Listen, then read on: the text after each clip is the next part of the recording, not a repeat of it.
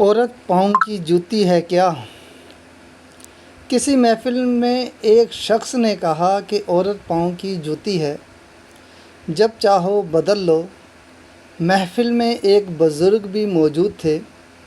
لوگوں نے اس سے رائے مانگی۔ بابا جی نے کہا، اس شخص نے بالکل درست کہا ہے، عورت واقعی پاؤں کی جوتی ہوتی ہے۔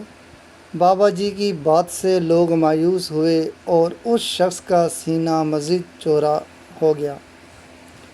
لوگوں نے بابا جی سے کہا، حضرت اپنی رائے کی وضاحت فرمائیں۔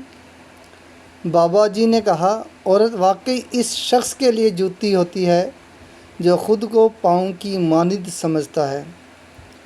عورت سر کا تاج اس شخص کے لیے ہوتی ہے جو خود کو بادشاہ سمجھتا ہے۔